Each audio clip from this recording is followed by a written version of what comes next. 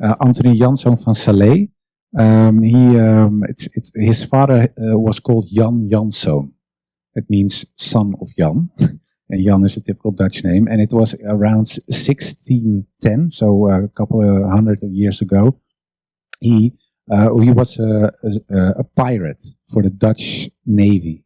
And he had to, we call it kapen. You have to rob Spanish ships because the Netherlands were a province of Spain then. And in the end, we wanted to be independent. So what we did as a Dutch people, we attacked Spanish ships, took their silver and gold, and used it for weapons to fight against them. So we used their own money to fight against the Spanish. One of those guys who did that was Jan Janszoon. And one day he was with his ship near Spain and the Canary Islands. It's near Morocco. And his ship broke down, and he was caught by pirates from the northern of Africa. And they brought him to Salé, and that's a little place in Morocco. And then they asked him, well, you can choose, or you buy yourself free because you have a lot of money, or you walk back. Well, that's impossible, of course. Or you become a Muslim. And then he asked, he asked him, what is a Muslim? I've never heard of a Muslim. What's a Muslim? And they explained him, and then he said, oh, then I'm already a Muslim. And they were so impressed that they said, well, if you are a Muslim, then you can choose, or you join us, or you're free to go wherever you are. And he said, well, I love the sea, I love robbing Spanish ships, so I want to be part of your gang, or whatever group it is.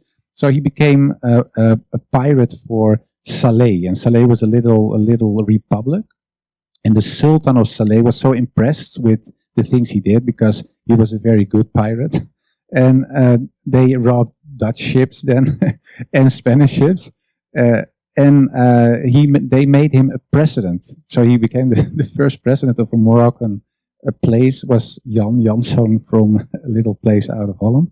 And he later on he married a Moroccan girl, of course a Muslim as well, and they got 4 children. And one of those children was called Anthony, and that's the guy why my foundation is Anthony Janszoon van Sallee, Anthony in English. And he was sent to the New World with a lot of money from his father because his father became very rich.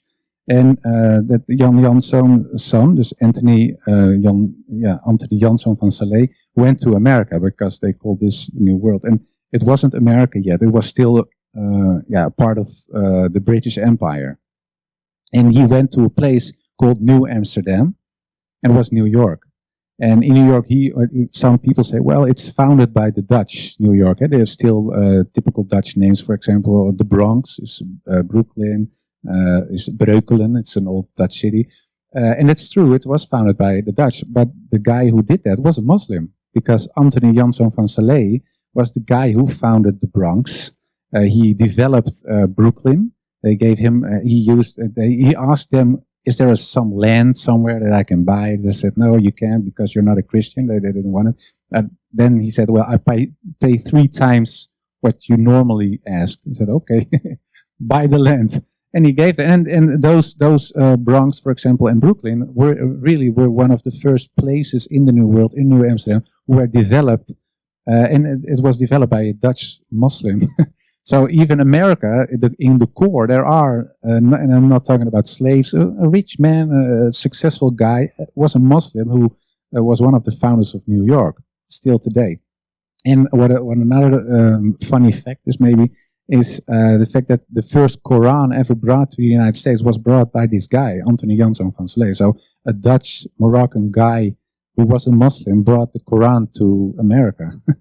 It was very funny, and I thought, well, he was a very positive guy, and when he was in New York and he was doing his thing, he was, of course, confronted with a lot of people who didn't like him because he looked different, but also because he was a Muslim. But he was very steadfast, and he did what he had to do. He helped, for example, a little group, they called it Quakers. They were Christian people who were persecuted by other Christians. And he said, no, we have religious freedom here, and it's a new country. Nobody is the boss of someone else, so they can live on my land. So he gave them room to practice their religion. He did some. He bought slaves, etc. He did a lot of good things. I always tell it to show people that the beginning of the United States, and that's of course one of the mightiest countries in the world, was also Islamic in the core. And it's always nice to show people that there's something familiar and it's not something so strange when it comes to Islam.